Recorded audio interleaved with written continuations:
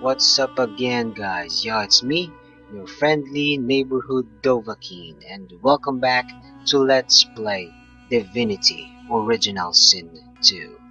And before we begin, be sure to hit on the subscribe button for more great videos. Okay, so it took me 15 vids to cover Act 1, which I am closing. Now we sail onward to the long second act of this game. So, what are we waiting for? Let's go. Vote first, questions later. Malady grabs the vessel with two hands and pushes it into the water. She hops on board behind you. God-woken. Wait till she finds out. Salty water mists your face. Your skin prickles in bright, warm sunlight. The boat bobs forward through the water, and Fort Joy shrinks behind you. Tired but victorious, the party made for the Lady Vengeance. The horrors of Fort Joy behind them. They arrived as sorcerers. They left as God-woken. The fate of this godforsaken world now rested on their shoulders. Or at least, on the shoulders of one of them.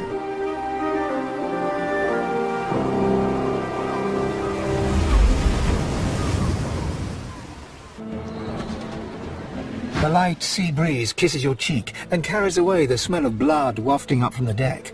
In the distance, Fort Joy looms. What were they thinking, standing against an Eternal? I almost pity the poor, ignorant beasts. Don't stand between a prince and his principles. The Magisters learned that the hard way. A hard-fought freedom, sure. But if spilling blood is bad, it shouldn't be so agreeable. Onward now. The sooner Fort Joy disappears from the horizon, the better. Perhaps the Seekers need help manning the ship. Okay. Hey guys, why are you leaving? Damn it, I can't move. What the freak did you do, man? Come on. Turns out that their personal potion bags were the ones that encumbered me. That was an embarrassing way to open an act. And if you think that was awkward, wait till you watch this one.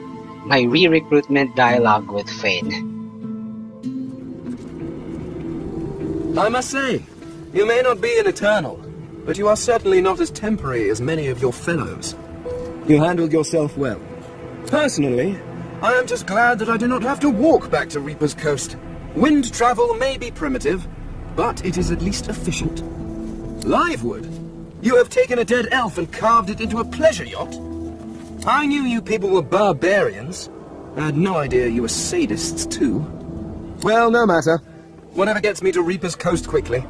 I have an excavation site to explore. The only treasure worth digging for. Knowledge. I was investigating a site where several artifacts of my people had been found. Some were even intact. Alas, I was not the only one there. Those red-robed idiots were scurrying about too, trampling precious clues under their ignorant boots. They caught me when I failed to correctly respond to their questions, and dragged me here. Still, it's good to be on the move again. They simply asked me what I was doing there, and I simply told them to be gone from my lands. I may have used the phrase pathetic mortals. Come to think of it, I may have used it several times. Damn fools. The faster we leave them behind, the happier I shall be. Ah, yes. I have heard that your people enjoy various fermented fruits and vegetables. It often seemed to be involved in... Pardon? Was that an invitation? Were you trying to initiate some form of mating ritual? Why, that would be excellent! I have been curious about this for some time. The social interactions, the expectations, the mechanics. Come now, let's begin immediately. I shall compile my notes afterwards. Fane grabs your hand and enthusiastically pulls you behind the screen.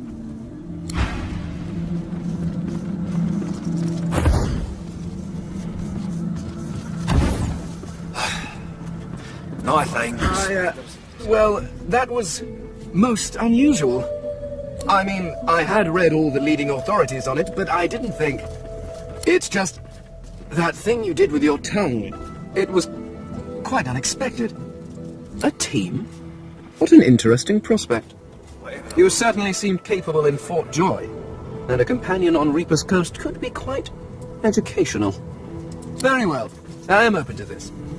I believe you normally spit on your palms to seal agreements, but I seem to lack the fluid and the desire to touch you. I hope a hearty verbal agreement will suffice. Very well, let's be off.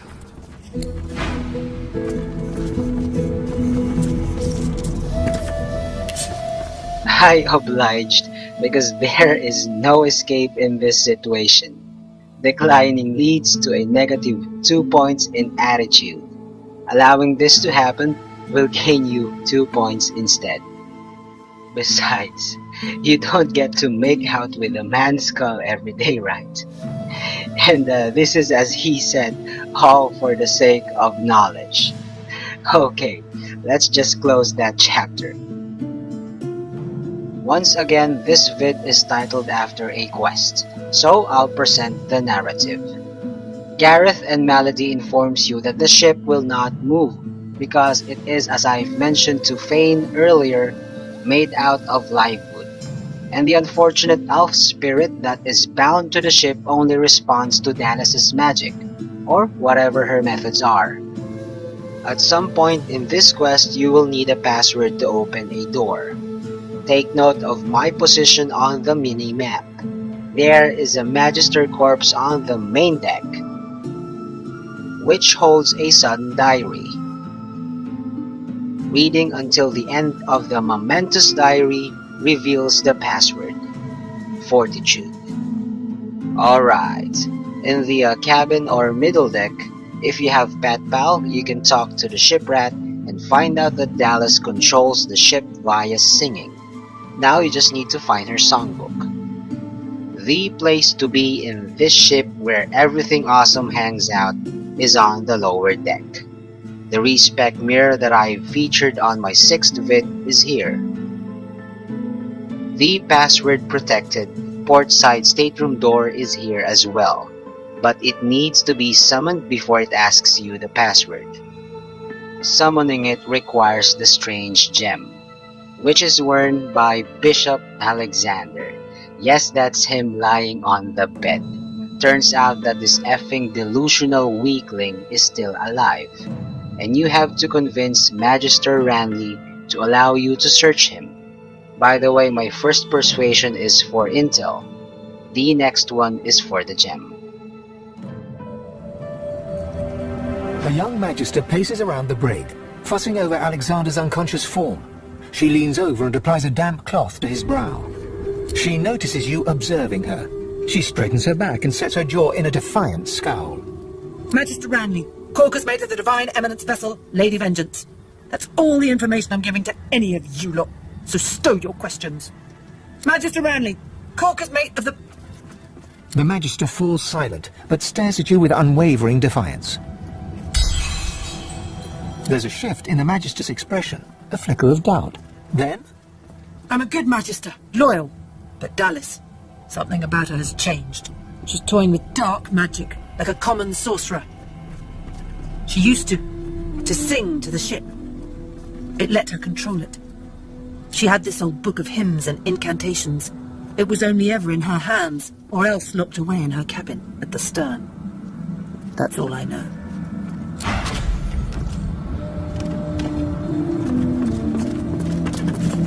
Get away from him, sorcerer. That's the Divine. All right. Don't harm him. I'll be watching. Bishop Alexander lies supine on a bare wire cot. Though unconscious, his eyes are only half closed. His swollen jaw hangs open at an odd angle. Bruises swell beneath his eyes, and a shallow gash zigzags from his right ear down to his beardless cheek. Unconscious, he looks more boy than bishop. Someone has wiped the bishop's hands clean and folded them neatly over his abdomen. They rise and fall in shallow, jagged swells. A beautiful six-sided gem rests on the bishop's chest, hung round his neck by an ordinary oiled rope. The gem sits heavily in your pouch.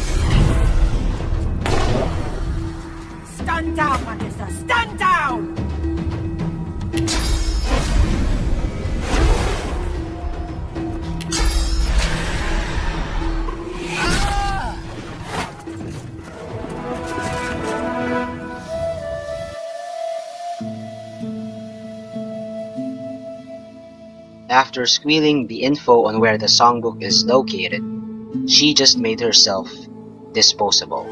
Besides, if you fail the persuasion checks, we have to fight her anyway, so death is really her fate. On Alexander, it's a different story. Killing him here gives no EXP. And spoiler, if you did, once again he will survive death. I'm not 100% certain on this, but I think he really is God-woken as well. And Ralik must be so exhausted in reviving this weakling time and again. Alright, now you can unlock the stateroom door to Dallas's cabin. Here you'll meet Tarkin, and no matter how suspicious he may be, don't kill him. He's gonna be important at late game. Besides, he's a trader with very good wares. For now, just take note of the teleporter pyramid on the table. Dallas's songbook is the dusty tome on the desk. After picking it up and reading it, you are ready to enter the final phase of this quest, the battle against Dallas. But before that, there's a secret room in the ship. It can be accessed through that hatch, which only appears if you have enough wits. Otherwise, you can use the teleporter pyramid. On this next fight against the Hammer's pets, I will use both entry points and give you a glimpse on how I set up to secure tactical positions early on.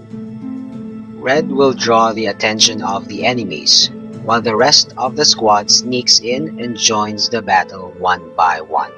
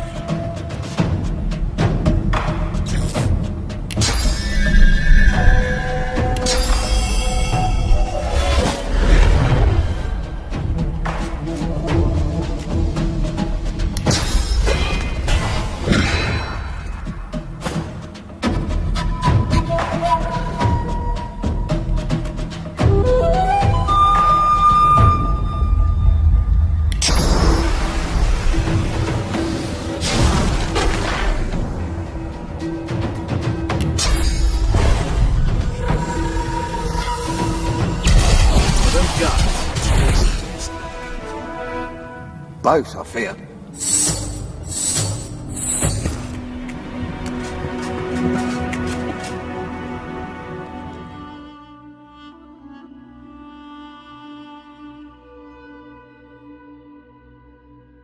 Machine gun fame strikes again. By the way, grab the pair of teleporter pyramids.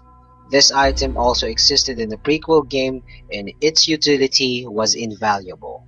As per the Dallas fight on the main deck, that will be the part 2 of this vid. And that is all there is for now. Thanks for watching.